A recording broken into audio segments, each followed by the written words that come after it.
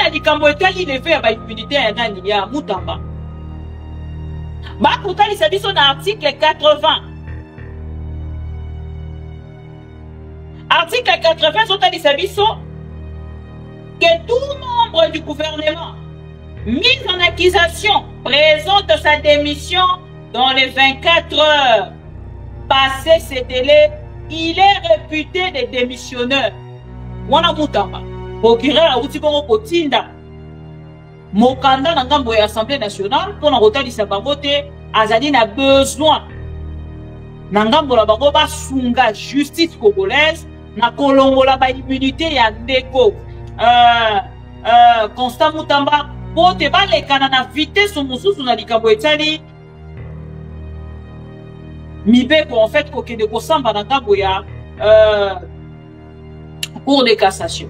Awa dossier Mouta besu presque toute une semaine. Na weko yango lolenge wana parce que bande ko epele na ngambo na bango tango bazaki ko tala dossier Mutamba bazalaki ko zwango na même dimension et comédie de l'autre. Alors dossier Mutamba lelo niveau et comédie batonio son appart na bango bazali dépasser à comment on a été Mutamba o biso to bandai ko kanisa ke ye moto e pour sauver République démocratique du Congo. Il est motoyé comme sa justice parce que nous parlons de la justice s'élève une nation. Il est motoyé penza ko kangela biso miyi bindenga zala ki ko faire croire na bato nyonso zala ki ignorant et lelo na ngambo na ye il est perdu. Tango na ko ebisa ba peuple congolais. Baza ko manipuler bino. Chers amis, bon bima la kati ya manipulation il y a eu de baisse. Aujourd'hui nous citons le nom de Mutamba. Mais les leaders, il y a détournement et alliance les parrains directs, c'est Félix et Tshisekedi. Et ici, Batunanga pour la banque Bakoloba. Naibisa Kibino déjà, na Provena Kibino. Que Batonio soit une peste pour la banque. Bakote les mains Bakobanda Robeta di Solo. Mutamba Mutana peut perdre. Ah, Wasiko Kombo peut perdre Kobima. Ah, le nom de Kabila va sortir. Ah, non, il y a FCC Kobima.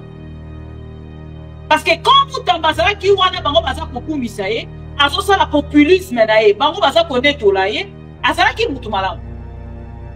Mais awa maintenant c'est Mutamba na makambo ekomeli ba kotalisa siko okombo akabila.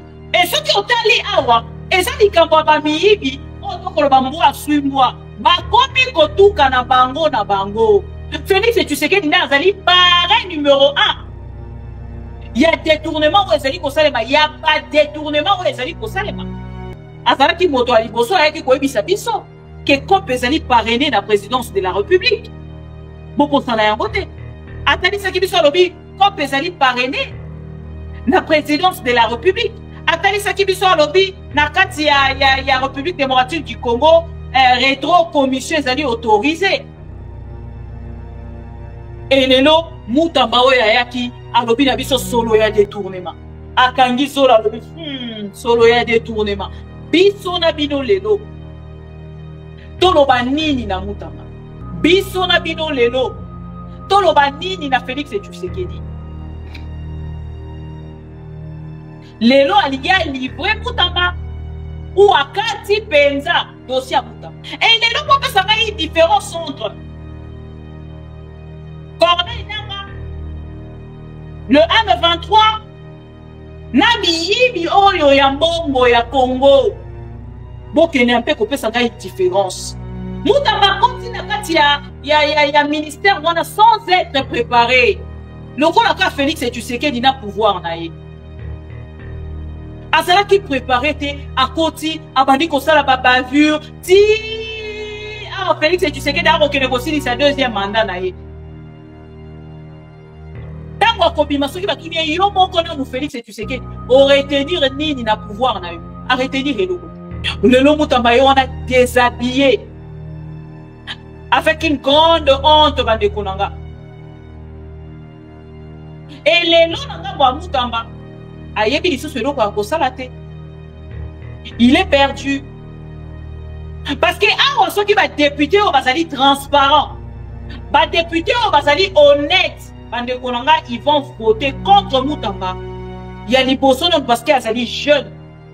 On a possible moralement. Il a trompé, il a escroqué moralement le peuple congolais. Mais à Mutamba, et c'est qu'il a présenté démission naïe 24 heures après bokolo ya lelo ndenge kaka document ne kwei o ba kotalisa ba accusation ezali likolo na ye o ba kosenga ba immunité na ye kweya après réquisitoire wana o ba déposer na ngambo ya Assemblée nationale Mutambe Sengeli na ngambo na ye a déposé démission o eza kotalisa ke na koki lisusu kosala eloko moko te sur likambo etali gouvernement ngai na se retiré na koki ko se présenter lisusu te surtout qu'azali pas ministre ya justice Félix Tshisekedi et ses collaborateurs oye ko pimola mbongo ko pumola mbongo ya république lolenge basa ko lia mbongo ya république et lelo na ngambo na bango bakomi ko funda na bango biso tovandi tokomi lokwa ba spectateur na ba spectatrice toza kotala balobi na ngambo na bango bayibaki oton toyoki oke ezaki te bongo oke esili mais en vrai tozosala eloko moko te tozocontinue koobserver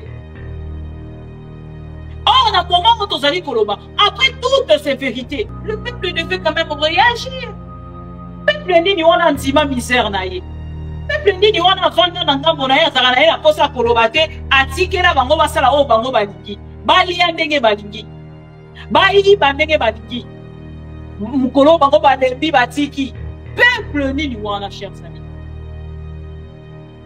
peuple nini wana ndima pasi peuple nini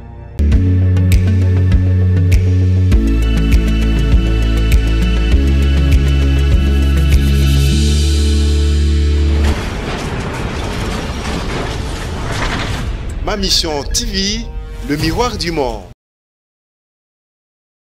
Vrai ou faux, Ozali député national élu Yakisangani. Vrai. Vrai ou faux, Ozali élu député national ya Union Sacrée. Vrai. Vrai ou faux, Ozali dans la même famille politique pour Mokonzambo Félix Tshisekedi Antoine Chilombo. Vrai. Très bien. Vrai ou faux, il y a eu réellement détournement dans l'argent de l'indemnisation, il y a des victimes Yakisangani. Oyo Uganda ezali ko déverser na état congolais. Vrai.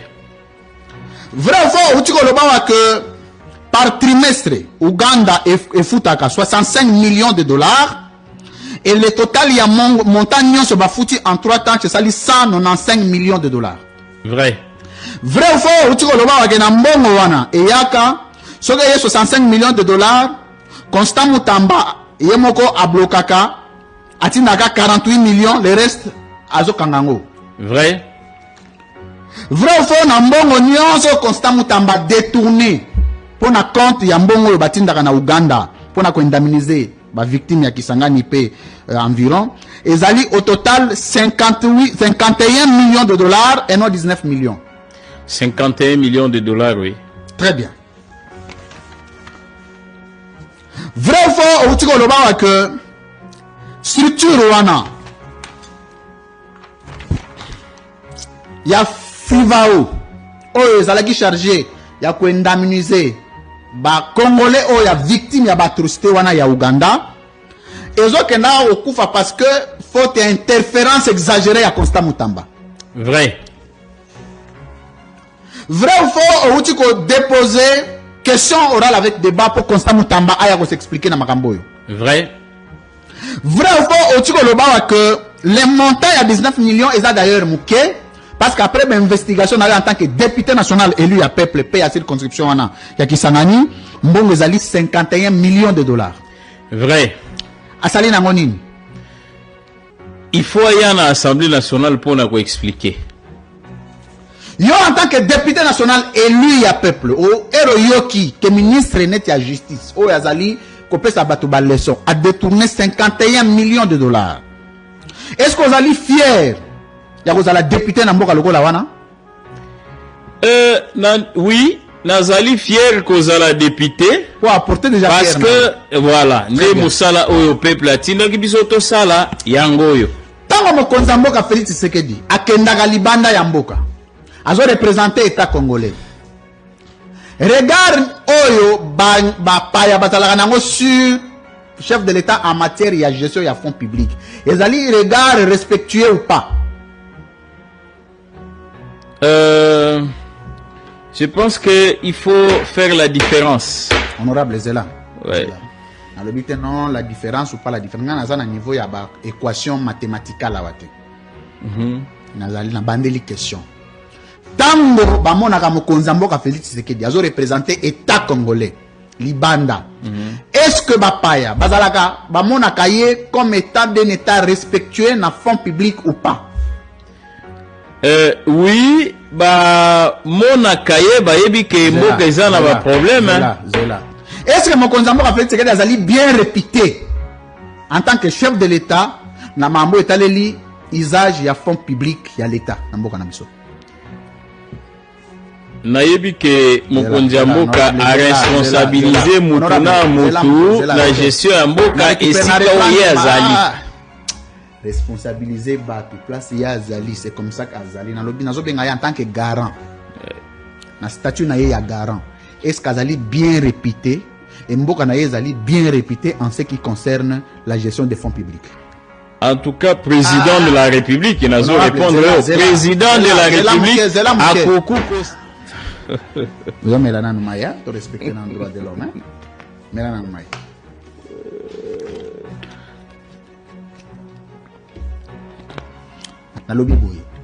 Est-ce que l'État congolais est bien réputé en ce qui concerne l'usage à fonds publics à l'État?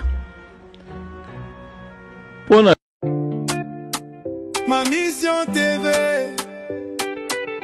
c'est la télévision des pro-Congo.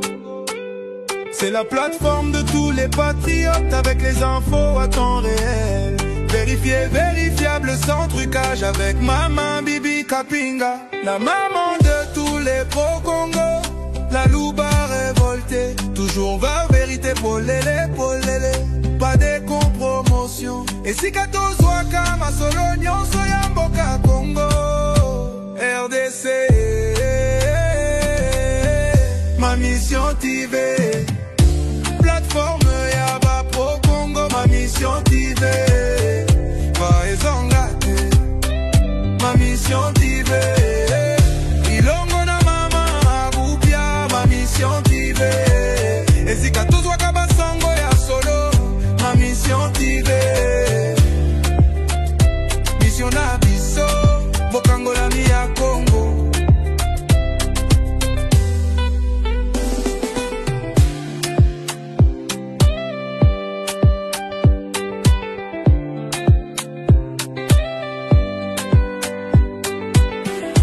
Mission na biso bokangola mi ya Congo.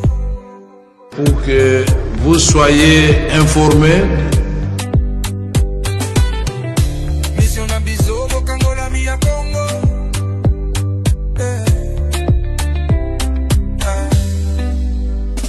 Mission na biso bokangola mi ya Congo.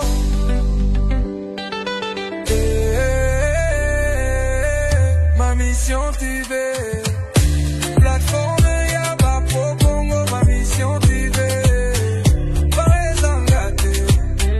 Ma mission TV, elongo na mama abupia. Ma mission TV, et si 14 waka basango ya solo.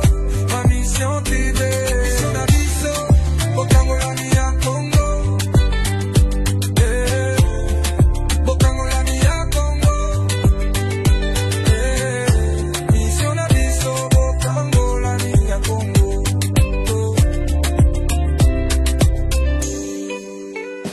Mission na biso bokangola mi ya Congo.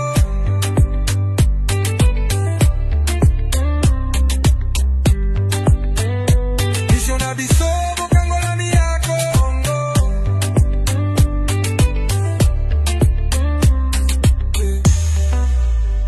Mission na biso bokangola mi ya Congo.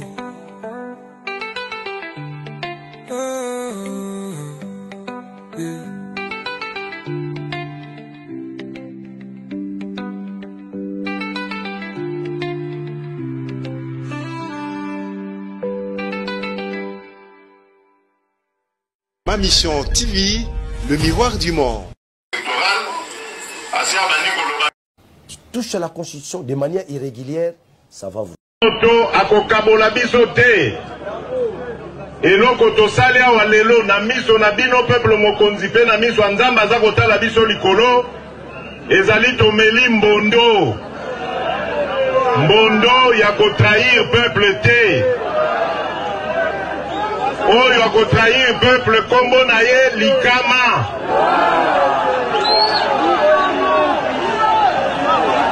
bino moko mutu bokozwela ye sikoyo mokanda. Ma mission TV, c'est la télévision des pro-Congo. C'est la plateforme de tous les patriotes avec les infos à temps réel. Vérifié, vérifiable, sans trucage avec Maman Bibi Kapinga. La maman de tous les pro-Congo. La louba révoltée, toujours va vérité pour l'élé. Pas de compromotion. Et si Katos Wakama Solonion Soyamboka Congo RDC. Ma mission TV. Plateforme Yaba Pro Congo. Ma mission TV. Vaezongate. Ma mission TV. Ilongo na mama Abupia. Ma mission TV. Et si Katos Wakaba Sango ya solo. Ma mission TV. Mission Abisso. Bokangola Mia Congo.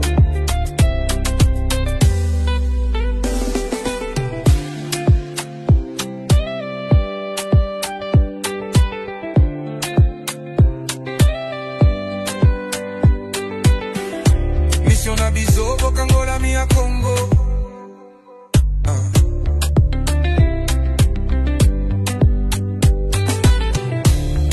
Biso Bokangola Mia Congo.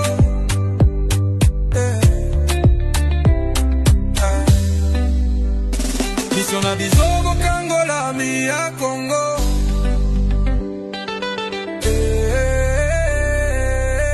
Ma mission TV. Plateforme Yaba Pro Congo. Ma mission TV. Vaezangate. Ma mission TV.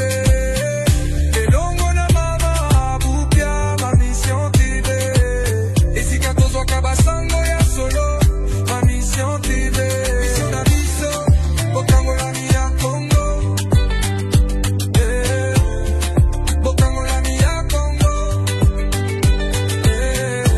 Mission na biso, Bokangola Mia Congo.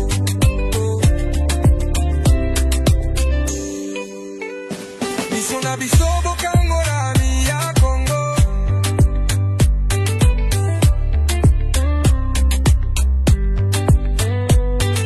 Biso Bokangola Mia Congo.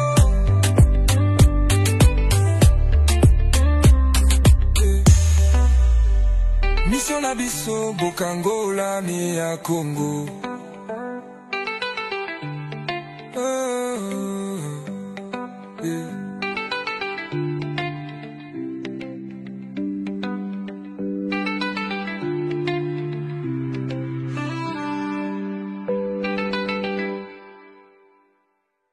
Ma mission TV, le miroir du monde. Mbote, les pro-Congo, toutes nos excuses, Naïf Sarabino, toujours, pour travailler, Yomoko et Zali facilité. Alors, nous essayons de faire de notre mieux pour que to Sabino, information en temps réel, l'olenge et sengeli. Tozongi, l'issous na dossier Moutamba. Chers amis, nabandaki koyebisa bandeko balandaki biso na première partie des commissions et utibongo kotia mapona rolande la dossier ya Moutamba. Espérons que loko bakei kosala puna et kozala pona ko se protéger entre ET et nous de notre côté to continuer kosala musala to kolembate. Le pro-Congo na présentaki ba excuse na première partie na bandeko na biso nyonso bakendaki bongo na ko réclamer absence remarquable ya Maman Bibi Kapinga. Bakotaki na ba WhatsApp pour na kokomela biso, bengaki na téléphone, balandaki na Facebook, bakei, et puis soki na zate, pro-Congo balandaranga partout, hein. Au moins, bakei na TikTok, bakomi, na Snapchat, bakei kokoma na Snapchat, bake kokoma donc bake na ba compte nyonso mpona kovérifier soki naza wapi. Alors ngai oyo nazali awa misusu batuli question soki réellement nazali na Goma. Non, c'était juste mpona komatisa tension ya bato ya UDPS et namoni ke tension emati na niveau nga nalingelaki sikoyo na kiti. Voilà, nabimi sikoyo pour ke bandeko ya UDPS bamona ke malgré ba commentaire na bango, je le fais exprès pour que bango na ngambo na bango tension emata. Mandeko balandi ya maman Bibi Kapinga to solola kina bino sur dossier Mutamba yatla soki 5 à 4 jours naza kolobela dossier Mutamba. Awa dossier à Mutamba suis presque toute une semaine na koloba yango lolenge wana parce que bandeko ebele na ngambo na bango tango bazaki ko tala dossier Mutamba bazalaki ko zwango na même dimension et comédie de dossier. Alors dossier Mutamba lelo niveau et comédie bato nyonso na part na bango bazali dépassé ya komona te Mutamba o biso to bandai ko kanisa ke ye moto aye ko sauver République démocratique du Congo, ye moto aye ko matisa justice parce que nous parlons de la justice s'élève une nation, ye moto aye penza ko kangela biso miyibi ndenge azalaki ko faire croire na bato nyonso bazalaki ignorant et lelo na ngambo na ye il est perdu. Chers amis pro Congo, Nathalie Sibino ba vidéo ebele ya Mutamba. Et on a retali Sabino 5 jours passés, n'a qui copé Sabino information pour la rebi Sabino que Mutamba za kozo interdiction ko bimalakati ya République démocratique du Congo. Procureur a uti Congo kotinda mokanda na ngambo ya Assemblée nationale pour na retali Sabango te azali na besoin na ngambo la bango ba sunga justice congolaise na kolongola ba immunité ya ndeko Constant Mutamba pote balekana na vitesse mususu na likambo etali mibeko en fait kokende kosamba na ngambo ya cour de cassation. Et ndeko Mutamba na part na ye a fait rêver tellement ba Congolais, mais on ils ont pour choquer plus awa bandeko to mususu koloba likambo ya solo ya détournement. Tokolobela likambo o Mutamba lobaki ba koboma ba kuluna. Tokolobela Mutamba lobaki likambo ya papa, maman, 20 ans de prison. Tokolobela makambo ebele menga awa mingi na bolinga kotikala na likambo ya ba victime congolais. Ba victime pardon ya Kisangani. Ba victime ya Kisangani les jours où bakenda kita ko yakisanga ba bosala ka très attention na bato ba yaka kolela na matanga. Boya ko sala ka très attention na bato balinga continuer la bino attitude ya bato bazana mawa. Bon ça très attention surtout na ba politicien ou na ngambo na bango balinga kotalisa peuple congolais ke yende azali malamu ba wana ndio sokula bazali baza bato mabe. Pourquoi aza koloba yango? Mokolo bakendaki commémoration. Mokolo bakendaki ko rendre hommage na ba victime ya Kisangani. Bozonga na ba vidéo bokomona. Le seul politicien, oh ya lela qui a tangisa qui m'a mis sous, je sais que, je pense que vous en a moi, photo moko ya Mutamba bomo na kache boy. Azo lela na papier mouchoir. Mutamba lela koleka batu nyonso bazala kiwana. Jidite soubi baza mwana mwasi ma ya misu ebimate. Ba ministre nyonso na ba député bazala kiwana ma ya misu ebimate. La seule personne au ma ya misu ebimaka ezalaka Mutamba. Mutamba tangisa ma ya misu. Alela devant ma victime. Asimba ma victime. A accompagner bango.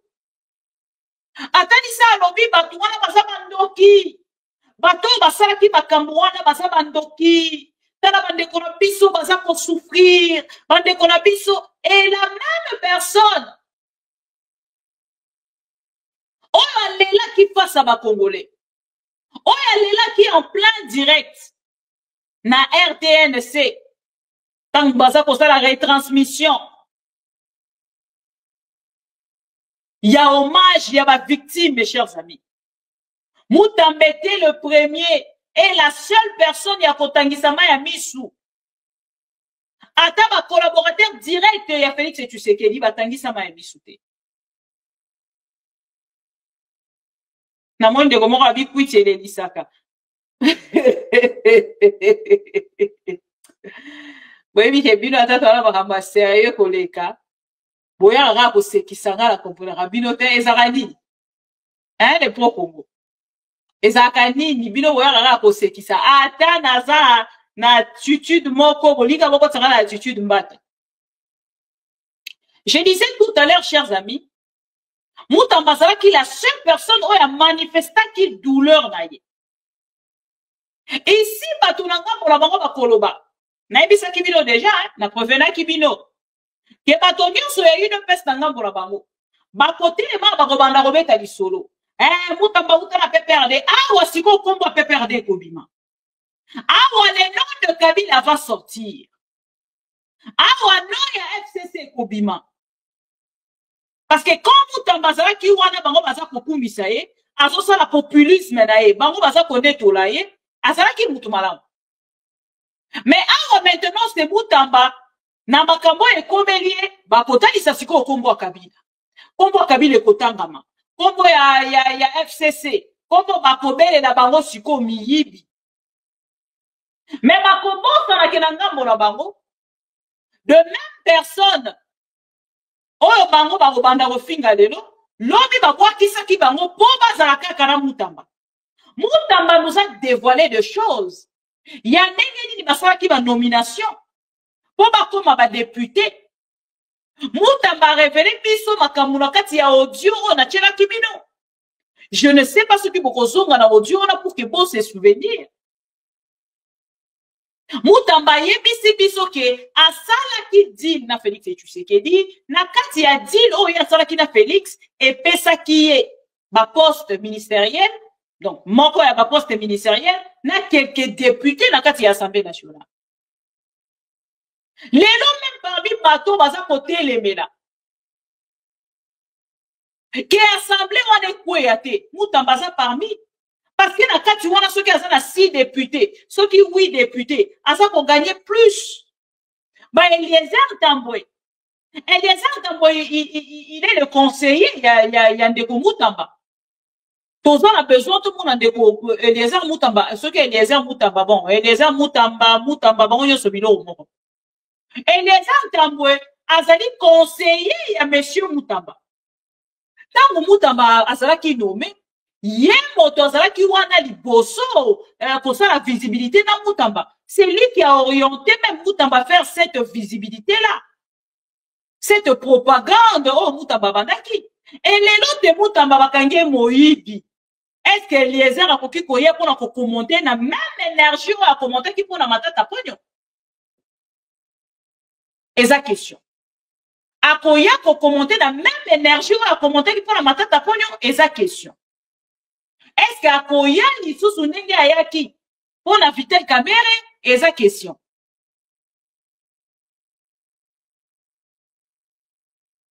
Et lelo attitude oh Moutamba pesi biso ezali attitude o esengeli kene côté ya ba congolais ebele. Ba congolais o ebele bakanisaka ke soki moto asali visibilité elingi koloba ke yeda alingi Congo. Soki moto abandi kosala visibilité alobi na monoko na eke ngai na lingi Congo c'est que mutu wana alingi Congo. Non chers amis, nous devons changer. Nous devons changer la façon de voir. Notre manière de voir les choses, les pour même abiso na libungi. Pourquoi nazali koloba yango? Ba koloba nga bibi ya soutena kananga. Bibi azali kutu mutu ananga. Mais bande konanga. Je vous pose juste une petite question. Corneille nanga balobi ke Corneille nanga lobo ba congolais. Corneille nanga ndendoki. Même Moutamba e kotalisa biso. Alobi nanga bolo ke Moutamba lobi Corneille nanga wana nous allons populariser cette guerre. Nous allons arrêter toutes ces personnes-là. Ache pris na mitu na bango. Abandi na ndeko Pero Luara. Akei na ndeko Baelenge.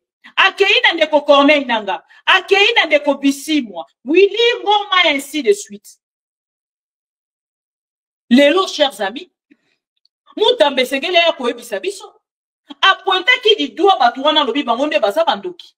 Apointa ki di doigt lobi ke bango baza ba collaborateur ya Rwanda.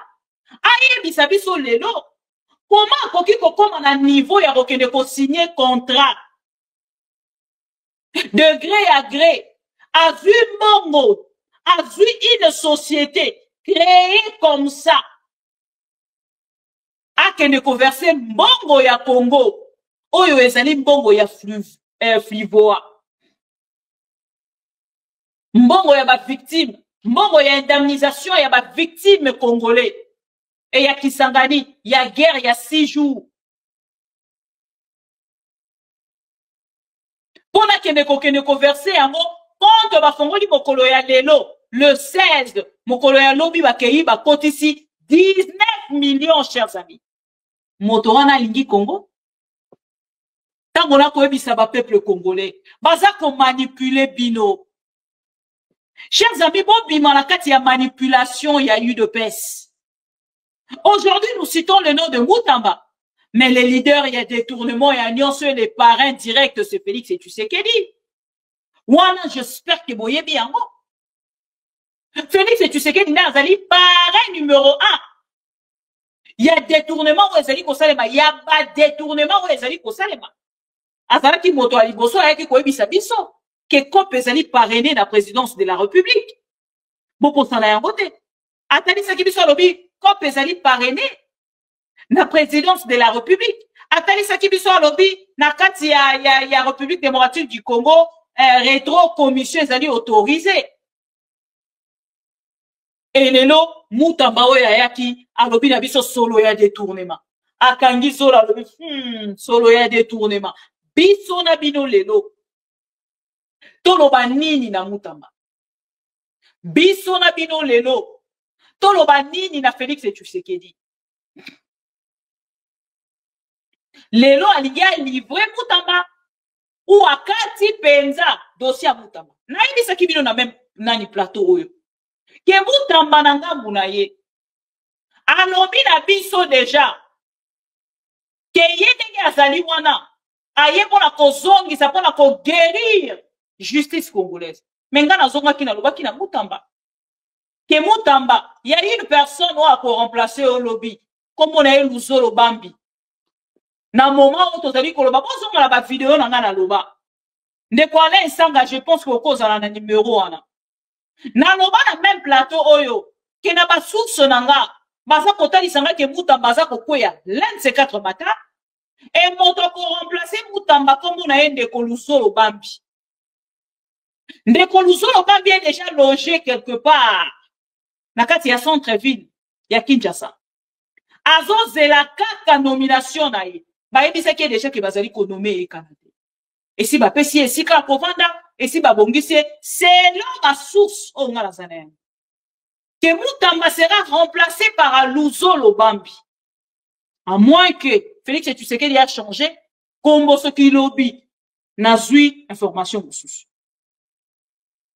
Ba lobby Luzolo Bambi monte encore remplacé. Donc Félix Tshisekedi va faire quitter un péperdien, un ancien kabiliste pour remplacer, donc un kabiliste à Kolongwa pour être remplacé par un autre kabiliste.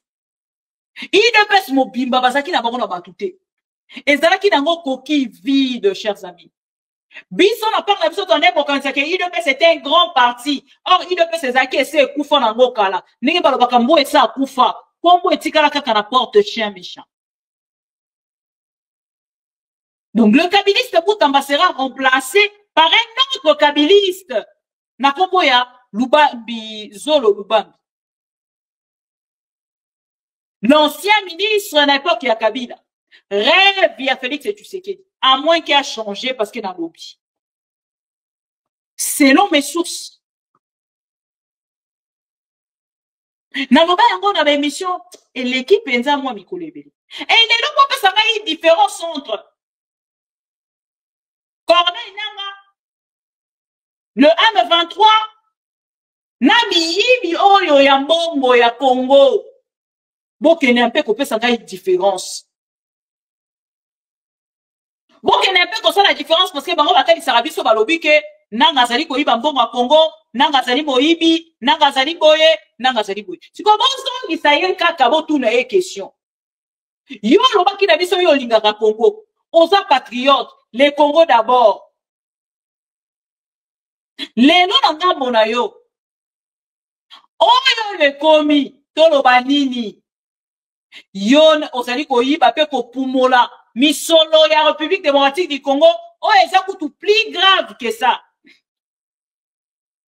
Ezali mbongo ya ba victime. Oyo yo lelaki na ngambo ya Kisangani. Na Kisangani Mutamba plaire. Na koyoka kaka ba témoignage ya ba maman na biso ya Kisangani Mutamba tangisi ma ya misu. Boye bisa biso sikoyo na ngambo na bino. Mutamba Nandeko Corneille Nanga. Yo moto olingaka Congo. Yo moto ozana besoin mona un nouveau Congo. Oko pesa nga différence entre les deux. Aux en 30 secondes. Aux en 30 secondes na lobby. Voilà. Ah, siko na ngambo na biso chers amis. Soki tolobi to zonga. Mutamba e kotalisa biso ke ya e pona kokanga batu. Mutamba a insulté un avocat sur le plateau ya bosolo na politique. Alobi na avocat wana zwa ba diplôme na yo kotisa ngo la poche. Si tu oses encore de parler, moi je suis le ministre de la justice. On dirait mon temps ça dit qu'on comprendre le rôle na été. Mutamba continue kati ya ministère wana sans être préparé. Le rôle aka Félix et tu sais qu'il n'a pouvoir na ye. Azala qui préparait te à côté abandi ko sala ba bavure ti ah Félix et tu sais qu'il a reconnu aussi sa deuxième mandat na ye. Tango kobima soki batuni yo moko na mu Félix et tu sais qu'il aurait tenir nini na pouvoir na yo. Arrêtez dire le côté. Arrêtez dire le côté. Et awa biso to bisa kibino. Mutamba na ngambo na ye selon les informations, o etambolaki, o ezalaki pe vrai, Mutamba fongoli compte ya société, ministère, ya justice, ezali ko soutenir une société o yeye pour la co-créer, pour la co-construire. Na projet ya Mutamba. Et c'est le ministère moto ezali ko soutenir. Na autorisation enani ya motote. To la kisi bino ba lettre nyonso. Ba lettre nyonso. Oyo monsieur Mutamba atindaki. Oyo atindaki na ngambo ya justice et na ngambo ya primature. Oyo atindaki na ngambo ya direction générale ya contrôle ya marché public. Oyo atindaki na ngambo ya Senaref. Ba document nyonso wana esangani ye kokwelela na mutu. Lelo Mutamba ye wana mise à nu. Lelo Mutamba ye wana déshabillé. Avec une grande honte bande konanga. Et lelo nanga mwa Mutamba ayebi lisusu eloko akosala te. Il est perdu. Parce que awa soki ba député o bazali transparent. Ba député o bazali honnête. Bande konanga ils vont voter contre Mutamba. Il y a liboso non parce qu'il azali jeune. Oh, il a possible moralement. Il a trompé, il a escroqué moralement le peuple congolais. Et là, mon plus grand souhait, ezali ba congolais nyonso partout, ba mona na Mutamba lolenga za ko samba pona likambo etali intention na ya ko détourner mbongo ya ba victime. Parce que souka ya débat oyo eza vote. Pour pas lever ba immunité à Mutamba. Et bulletin secret wana, ceux qui va député basa honnête était, donc on a le même problème. Il y a moto avec qui kota lisabiso que nous sommes de voilà. Régime n'angeza ba miyibité. Loko ya bango. tolingi jouissance mingi soki mbongo ezali tokabola nanu réfléchir après mbongo projet eye tokaboli nanu réfléchir après c'est ça le problème mbongo eye fonctionnement tokaboli tomipesi basalaire baprime réfléchir après. Lutter justement contre les pratiques que ces gens-là avaient menées à l'époque. Ils arrivent au pouvoir, ils se comportent en potentat, ils détournent tout pour eux. Et eux, ils deviennent riches, ils laissent la population pauvre. C'est des gens comme ça qu'il faut combattre. Ils amènent des discours pour mettre de la poudre aux yeux. C'est eux les véritables criminels. Ce n'est pas nous qui sommes aujourd'hui en train de faire des efforts. Comment veux-tu expliquer que dans le premier mandat Mobimba, l'État a créé 53 établissements publics Yassika. Donc c'est des gens qu'il faut payer et tout ça. Et puis on les crée en cours d'année. Hein. Même pas de prévision budgétaire. Oui, on les crée kili. 53 en 5 ans. Donc, et puis ils commencent à recruter et puis ils n'ont même pas de cadre limite.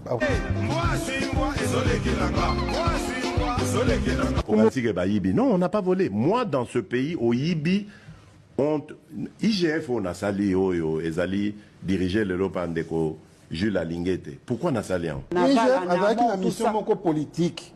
Pour mon inspecteur IGF Alingete, bah promettait qu'il serait salimé pendant ce quoi il y aura place na. Hier, comme ministre. Oui, d'abord on est quelqu'un de prémature, quand on a journaliste na on a Monique Simbité à comme quand ça que Azota ministre de finance, avec bah encourager.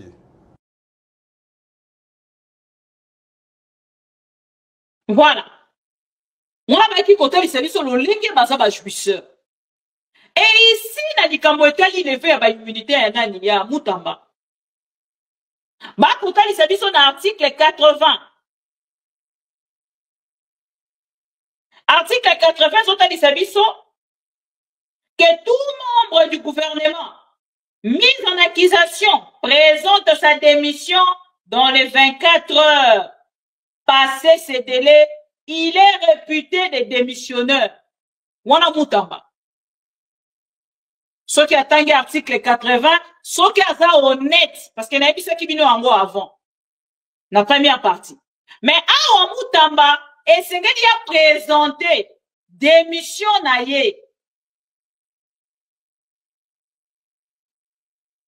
24 heures après Bokolo ya lelo ndenge kaka document na ekwei o ba kotalisa ba accusation ezali likolo na ye o ba kosenga ba immunité na ye ekweya après réquisitoire wana o ba déposer na ngambo ya Assemblée nationale Mutambe sengeli na ngambo na ye a déposé démission o eza kotalisa ke na koki lisusu kosala eloko moko te sur likambo etali gouvernement ngai na se retiré na koki ko se présenter lisusu te surtout qu'azali pas ministre ya justice et ce qui otali awa ezali likambo ba miyibi o to koloba mbwa swimwa ba komi kotuka na bango to dénoncer bande kolonga bible ezoloba na biso ya un temps pour tout. On a tellement dénoncé. Le lot quand tu vas même pas sous ma besoin maman Bibi Azate pourquoi? On a tellement dénoncé des choses. Tant que tu as dit qu'on dénonçait. L'Olingue Félix a dit qu'on capolambongo et la République démocratique du Congo la présidence de la République. Baloba qui n'a pas toza batumala monté. Ah ouais le lot to bosani makambo ya Nicolas Kazadi. Or il a sorti des choses graves. Asani ba révélation et confirmer makambo biso tolobaka. Mais awa lelo tozo kolobela sutu Nicolas Kazadi te hein. Dossier Nicolas Kazadi lani. Awa dossier komi ya kolobela komi Mutamba. Tozongi boye Matata, tozongi boye Kabila. C'est fini. Mais Nicolas Kazadi kotali sabiso quelque chose biso to dénonçaka depuis likambo ba structure Félix Tshisekedi a créé le ministère na kati ya présidence de la République. Le 53 structures créées par Félix Tshisekedi pour voler l'argent de la République. Toloba, mais c'est gars qui bango moko baya koloba yango pour que les autres koma ata à l'aise n'avant ni pe na ngambo na obi bon ata na yebi ata na lobité le peuple congolais sont déjà informés. Attends, la nobité n'a dit que le peuple congolais sont déjà informés. Et voilà aujourd'hui, chers amis. Bisika to komi le nasa bisiko na zela depuis kala. Et mouke to kokene vers la danse on a prometa kabino. Et cause à la laine c'est 4 matin. Je sais qu'il y a beaucoup de Congolais. On a peur d'abord pour perdre espoir. Mais ne perdez pas espoir. Ne perdez pas espoir. Parce que le pouvoir de Félix Tshisekedi est commis à Souka. Souka ya pouvoir ne me maramarabo nyonso bozo bomona o. Nde komona mama atangaki mama ya baki biso bien atangaka liste ya ba structure wana na koche la bino boyoka après tokei na ndeko Vital Kamerhe pour que to silise. Buya na pesio mbote mingi natangela bino moi liste ya ba structure weza ko consommer inutilement mbongo à l'état ndenge papa Nicolas Kazadi alubaki. Cellule présidentielle d'appui à la réforme de la justice. Cellule présidentielle du suivi du programme de 100 jours. Cellule de communication présidentielle. Cellule climat. Cellule d'innovation numérique et technologique. Cellule de veille stratégique. Cellule de suivi des projets présidentiels. Cellule présidentielle de la couverture santé universelle. Cellule présidentielle de lutte contre les violences basées sur le genre. Cellule présidentielle de suivi des investissements. Cellule présidentielle de sécurité alimentaire. Cellule présidentielle de la réforme foncière, merci. Cellule présidentielle de suivi de la gratuité de l'enseignement. Cellule de coordination des grands travaux. Cellule présidentielle de gestion des conflits fonciers. Cellule présidentielle de suivi des accords miniers. Cellule présidentielle de coordination des ONG stratégiques. Cellule présidentielle de lutte contre la corruption et le blanchiment. Cellule suivi des engagements internationaux de la RDC. Cellule présidentielle d'appui au développement numérique local. Cellule présidentielle de médiation des conflits communautaires. Cellule présidentielle de lutte contre la désinformation et la cybercriminalité. Cellule présidentielle de réflexion sur la réforme de l'administration publique. Cellule présidentielle des zones économiques spéciales. Cellule présidentielle de coordination du plan de relance économique. Cellule présidentielle de suivi du programme DDR. Cellule présidentielle de coopération régionale et intégration régionale. Intégration africaine. Cellule présidentielle de suivi de la transition énergétique et écologique. Cellule présidentielle d'appui à l'émergence de la RDC à l'horizon 2030. Cellule présidentielle d'appui aux jeunes entrepreneurs et start-up.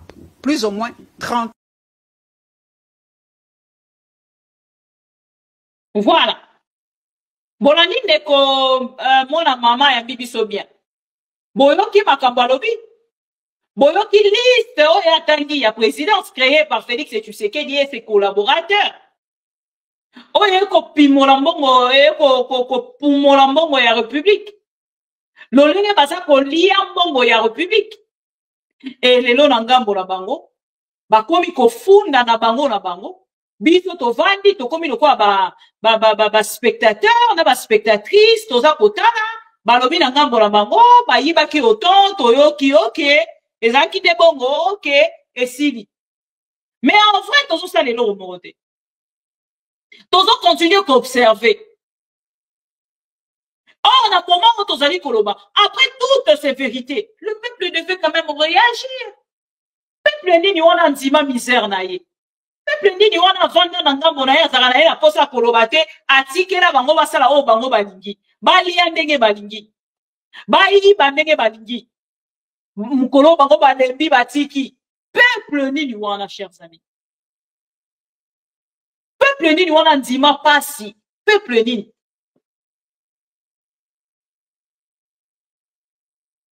Et voilà qu'aujourd'hui, bango moko bakomi ko se livrer face à peuple congolais, peuple a komi ko assister na ba spectacle na bango, ça c'est une bonne chose. Et mota la vague ya makambango ndenge salami. Mota la mopepango ndenge ye. Ezui jila ngeti retraite. Ezui na nikuna Nicolas Kazadi. Ezui mbala moko eke ko kanga mutu ya moto lobaki ya komemela biso miyibi nyonso. na Kisangani. Yemoko abimi moyibi ya liboso. Et puis moyibi amateur. Tellement que orgueil eleki, motozo iba même pas ndengeni ya kobanda koyiba parce que na part na yazo kansaki azali seul na kati ya monde moko boye wana oyo batu bazate mena mbongo ya l'état congolais. Et dans le sol 95 millions, il y a des Congolais, à qui déjà commis le Congolais là, il y a beaucoup n'a pas 51 millions. Et il est très à l'aise. Comme si rien n'était, chers amis. Et dans mon le seul nom qui reste, Joseph Kabila. Joseph Kabila. Joseph Kabila. Dans mon pour la passer l'information, Joseph Kabila. Et toutes ces informations, et ça, juste pour la commémoration, il y a eu une distraction. Oh, peut-être, tout ça, pour comprendre, où en sommes nous dans les États-Unis d'Amérique? Donc, comme wapi? Donc, comme wapi? Parce que, comme ça, Makambo, pour la coïnissa Kabila, face à peuple congolais. Parce que le peuple congolais, comme quand il s'agissait de Félix et Tshisekedi, Kabila, quand même, au Benga qui est étranger, au Loba qui est étranger, au Loba qui est aboyé, ni en soi, au Loba qui est sur Kabila, le lot, comme on se rend compte que non, Mamouni on se qui sur Kabila quand même, bino bato bobi benga ki ba congolais, et c'est là qui pour ça la mieux qu'il pour que biso na bitu na biso to kanisa di tout même pas pour 30 secondes. Mais lelo, bato wana nyonso na part na bango. Ba komi ko préféré na part na bango. Baba na ko réclamer présence ya Kabila, qui parlait du nom de Félix et Tshisekedi, le parrain de tous les voleurs. Et malgré ba vol au baza pour ça là, baza ko monde le gars présenté. Ils sont libres parce que dans le Bakafaki, béton, Mukatombolo, Essili. Voilà, chers amis, Essika Congo est commis, Essika UDPS et Mimi Congo. Et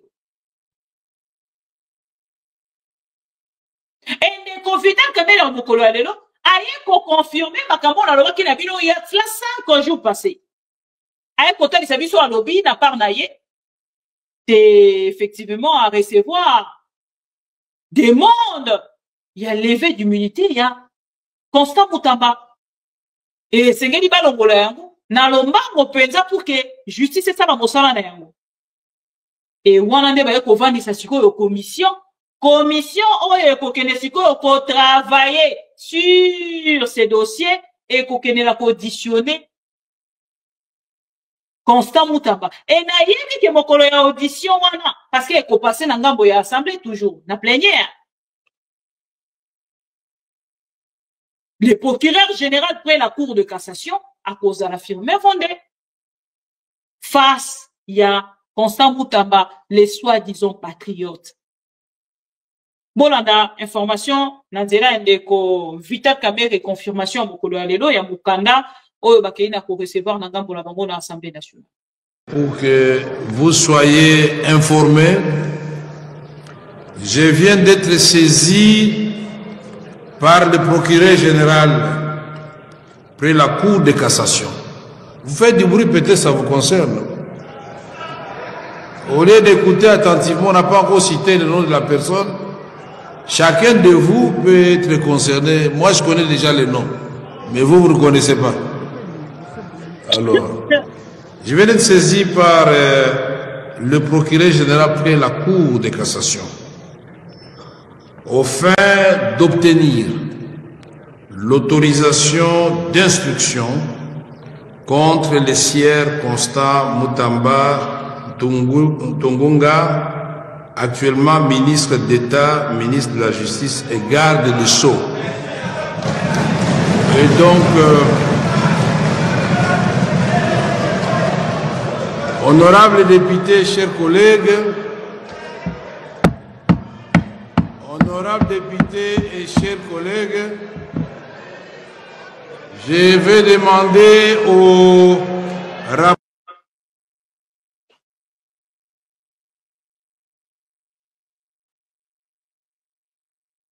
Article 153, alinéa 3.2 de la Constitution de la République démocratique du Congo, tel que modifié par la loi numéro 11/002 du 20 janvier 2011 et 81 alinéa 1er et 2, 84 de la loi organique numéro 13/010 du 19 février 2013 relative à la procédure devant la Cour de cassation, le procureur général presse cette Cour à l'honneur de vous adresser le présent réquisitoire aux fins d'obtenir l'autorisation de l'instruction à charge de Sieur Constant Mutamba Tungunga, ministre d'État, ministre de la Justice et garde de Sceaux. 1. Exposé de faits. Il ressort des éléments en notre possession qu'en date du 14 avril 2025, un contrat de gré à gré relatif à la construction d'un immeuble carcéral à Kisangani, dans la province de la Chopo, rez-de-chaussée plus 2 étages, a été signé entre le ministère de la Justice et garde de Sceaux, représenté par le ministre d'État, ministre de la Justice et garde de Sceaux, M. Constant Mutamba Tungunga, et la société Zion Construction SRL, représentée par Madame Ange-Marie Aurore Mahoro, gérante. Financé par le ministère de la Justice et garde de Sceaux, ces contrats étaient conclus au prix de 29 millions de dollars américains, sans TVA et les autres taxes, payables en 4 tranches de 23 200 millions de dollars US, donc 23 200 000 dollars américains, soit 80% du montant. 2 900 000, soit 10% du montant, puis 1 450 000, soit 5% du montant, au compte numéro 00111 506 66 200 122 92 60 233 BCDC, ouvert en les livres de la banque Equity BCDC sous l'intitulé Zion Construction SRL. En date du 15 avril 2025, la société Zion Construction a ouvert le compte numéro 25-101-011 45 17 5001-47 en dollars en les livres de la Raw Bank sous l'intitulé Zion Construction SRL. Un jour après l'ouverture de ces comptes, soit le 16 avril 2025, un virement de l'ordre de 19 900 000 dollars américains y a été effectué sur ordre du ministre d'État, ministre de la Justice et garde de Sceaux préqualifié au titre de lancement de travaux de construction du style établissement pénitentiaire. Ces fonds provenaient du compte numéro 051 01 010 248 45. Les autres l'opposé. Est-ce que vous pouvez vraiment vous calmer pour que nous suivions? Non, c'est pas possible. Sinon, je vais demander au rapporteur d'arrêter la lecture. Maintenant, je requiers votre silence. Merci. Poursuivez. Ces fonds, cette somme à kokabola biso te. Eloko tosali awa lelo na miso na bino peuple mokonzi pe na miso nzamba za kotala biso likolo ezali tomeli mbondo ya kotrahir peuple te. oyo akotrahir peuple kombo na ye likama. Sezaka ya pasi 0 sur 0 namonaka malheur. Donc na misère donc toza na vie miséricorde. Pasi ndezoye la biso ezoye de toke na kufa. Donc namona mboka ngo toke ne Sodome. Ndeselonga ne nazomona. Toke ne Sodome. To woloba to loba te nzembo na koyemba kutu. Nena boy kuna na nzala. Kuna zobosa na kolo.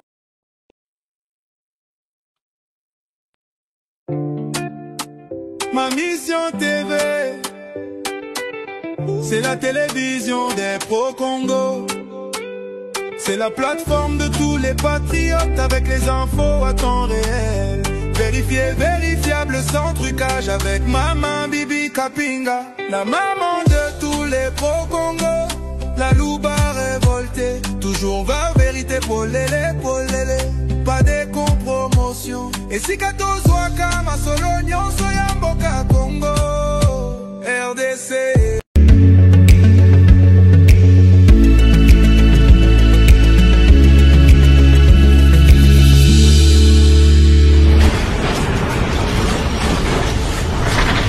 Ma mission